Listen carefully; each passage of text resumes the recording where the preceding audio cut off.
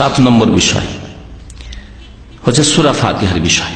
নামাজে সূরা ফাতিহা পড়তে হবে, নামাজে সূরা ফাতিহা পড়তে হবে। সূরা ফাতিহা ছাড়া নামাজ হয় না, এই বিষয়ে বলা হয়েছে। হাদিস শুনে আপনাদেরকে, উবাদা ইবনে সামিত রাদিয়াল্লাহু তাআলা আনহু বর্ণনা করেছেন, আন্না রাসূলুল্লাহ সাল্লাল্লাহু আলাইহি ওয়াসাল্লাম قال, আল্লাহ রাসূল সাল্লাল্লাহু আলাইহি ওয়াসাল্লাম ইরশাদ করেছেন, লা সালাতা লিমান লাম ইয়াকরা বিফাতিহাতিল কিতাব, কোন নামাজ নেই, লা সালাতা কোন নামাজ নেই, লিমান ওই ব্যক্তির, লাম ইয়াকরা পড়ে না, বিফাতিহাতিল কিতাব সূরা ফাতিহা।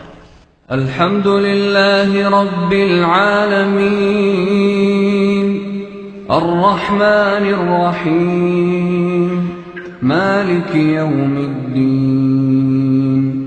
ইয়্যাকা না'বুদু ওয়া ইয়্যাকা নাস্তাঈন ইহদিনাস সিরাতাল মুস্তাকিম সিরাতাল লাযীনা আন'আমতা আলাইহিম গায়রিল মাগদুবি আলাইহিম ওয়ালাদ-দাল্লিন।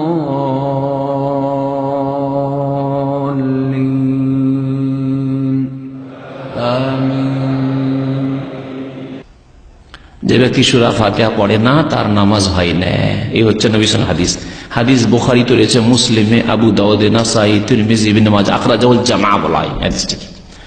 মুহাদ্দিসিনদের জামাত, সমস্ত মুহাদ্দিসিন এই হাদিসটিকে নিজ নিজ কিতাবে উল্লেখ করেছেন নামাজের অধ্যায়ে। লা সালাতা লিমান লাম ইয়াকরা বিফাতিহাতিল কিতাব, সূরা ফাতিহা ছাড়া নামাজ হয় না। এই ক্ষেত্রে সবচেয়ে দুর্বল মত হচ্ছে যে কোন নামাজই সূরা ফাতিহা পড়বো না মুক্তাদি হলে, হ্যাঁ, যেটি হচ্ছে হানাফি মাযহাবের ফতোয়া, যে কি হচ্ছে মুক্তাদি হলে সূরা ফাতিহা পড়া জায়েজ নেই, পড়বেই না, জেহেরি হোক আর সিরি। কোন নামাজে বলার উদ্দেশ্য হচ্ছে জেহেরি হোক আর সিরি হোক। জাহরি মানে যাতে উচ্চ স্বরে কেরাত চলছে এবং শুনছি, যেমন মাগরিবের নামাজের প্রথম 2 রাকাত, এশার প্রথম 2 রাকাত, ফজরের 2 রাকাত, এগুলো হচ্ছে জাহরি নামাজ, তাতেও জায়েজ নয় তাদের কাছে। আর সিরি নামাজ এমনকি জোহরেও জায়েজ নয়, আসরেও জায়েজ নয়, মাগরিবের তৃতীয়তে চলবে না, এশার তৃতীয় চতুর্থ রাকাতে চলবে না। সবচাইতে দুর্বল মত হচ্ছে এটি নামাজের ক্ষেত্রে। নামাজ সূরা ফাতিহা ছাড়া হয় না, আর বলছেন না সূরা ফাতিহা পড়া না জায়েজ। কেমন কথা হইল? উল্টো কথা না, একেবারে বিপরীত কথা। আর 2টি মত আছে, তার একটি মত হচ্ছে এর একেবারে বিপরীত। যেমন এতে বলা হয়েছে যে মুক্তাদি তোমার জন্য সূরা ফাতিহা পড়া জায়েজ নয়, সবচেয়ে দুর্বল মত। আর সবচেয়ে এর বিপরীত একটি মত হচ্ছে যে সমস্ত নামাজে সূরা ফাতিহা পড়তে হবে, প্রত্যেক ব্যক্তিকে সূরা ফাতিহা পড়তে হবে, সিররি নামাজ হোক, জাহরি নামাজ হোক, হ্যাঁ, ইমাম হোক, মুক্তাদি হোক, আর একাকী নামাজি হোক। ইমাম শাফি রহমতুল্লাহ আলাইহির এটি মত 4 ইমামের মধ্যে। ইমাম বুখারী রহমতুল্লাহ আলাইহি, যে আমিরুল মুমিনিন ফিল হাদিস, মুহাদ্দিসিনদের শিরোমণি, সবচেয়ে বড় মুহাদ্দিস যিনি, তার এটি মত। এবং তিনি একটি প্রসিদ্ধ কিতাব লিখেছেন, বাংলায় অনুবাদ হয়েছে, ঢাকায় পাওয়া যাচ্ছে, ঢাকা থেকে ছেপেছে, এটি সৌদি আরবে ছাপা বই নাই, বাংলা বইটি। হ্যাঁ, জুজউল কিরাত খালফাল ইমাম, আরবিতে কিতাবটির নাম। সর্বোত্তম কিরাত, ইমামের পিছনে সর্বোত্তম কিরাত বলি নামটি বাংলায় দিয়েছে, বইটি পাওয়া যাচ্ছে। ইমাম বুখারী রাহমাতুল্লাহ আলাইহির মত। তবে তিনি বলেছেন যে ওয়ালাদ-দাল্লিনের পরে একটু বিরতি দিবে ইমাম সাহেব, তখন পড়বেন, কিন্তু পড়তে হবে, তার মত। মাঝামাঝি মত শোনেন, 2 দিকে 2টো মত শুনলেন। মাঝামাঝি মত হচ্ছে ইমাম আহমদ বিন হাম্বল, ইমাম মালিক বলছেন যখন শুনবেন তখন শোনাটাই পড়ার বিকল্প, আর যদি না শোনেন তাহলে মুক্তাদি আপনাকে পড়তে হবে, না হলে নামাজ হবে না। কারণ শুনলেন না আর পড়লেন না। যেমন আমাদের দেশে বিনা মাইকে নামাজ হয়, 2 কাতার পিছনে আর কিছু শোনা যায় না যে ইমাম কি পড়ছে না পড়ছে, তাহলে পড়তে হবে। তারপরে সিরি নামাজ, জোহরের নামাজ, আসর নামাজ, মাগরিবের 3য় রাকাত, এশার 3য় 4র্থ রাকাত, এগুলো সিররি, ইমাম মনে মনে পড়ছে, আপনি মনে মনে পড়ছেন, এতে কোন রকমের বিরোধ নেই, সুতরাং অবশ্যই পড়তে হবে। ইমাম ইবনে তাইমিয়া রাহমাতুল্লাহ আলাইহি এই মাসলাটিকে গ্রহণ করেছেন। তো সতর্কতা হচ্ছে সূরা ফাতিহা দিয়ে নামাজ পড়া, সূরা ফাতিহা ছাড়া নামাজ পড়া নয়, সূরা ফাতিহা দিয়ে নামাজ পড়া। আজকে যদি সময় থাকতো বেশি তাহলে আমি উল্লেখ করতাম যে হানাফিদের বড় বড় আলেমরা তারা সূরা ফাতিহা পড়তে হবে এ কথা স্বীকার করেছে। তাদের একটা বড় লিস্ট আছে, কখনো ইনশাআল্লাহ সময় সুযোগ হলে শোনাবো, কিন্তু আমাদের প্রয়োজন নেই।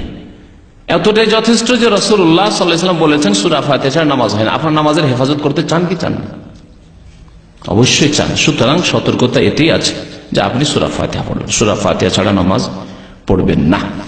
তারপরে গতানুগতিক নামাজ পড়তে অনেকে মাসলা শুনলেন, কিন্তু ওই যে ভুল অভ্যাস হয়ে আছে ওই অভ্যাসে থেকে যাচ্ছে না।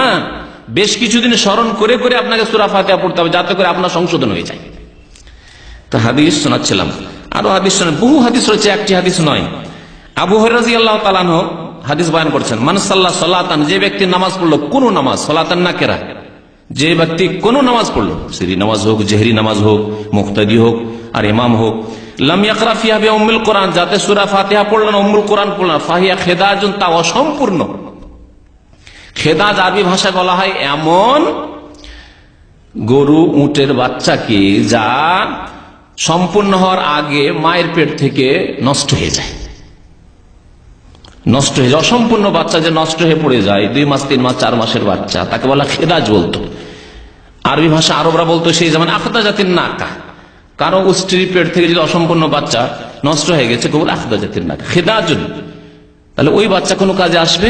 4 মাস 5 মাস 6 মাসের বাচ্চা। ওই রকমই যে ব্যক্তি সূরা ফাতিহা নামাজ পড়বে, তার এই নামাজ কোনো কাজে আসবে না। এই হচ্ছে হাদিসের অর্থ। সালাসান, 3 বার বললেন নবী সাল্লাল্লাহু আলাইহি ওয়াসাল্লাম, গায়রা তামামিন, অসম্পূর্ণ। তাফসীর করলেন, ফাকিল আলী আবি হুরায়রা, তারপর আবু হুরায়রা বর্ণনাকারী, তাকে জিজ্ঞাসা করা হলো, তার ছাত্র আবু সাইব জিজ্ঞেস করলেন, ইন্না নাকুনু ওয়ারা আল ইমাম, আমরা যে ইমামের পিছনে থাকি মাঝে মাঝে, তাহলে আমরা কি করি, ইমামের পিছনে কি সূরা ফাতিহা পড়বো? শুনেন কি বলছেন।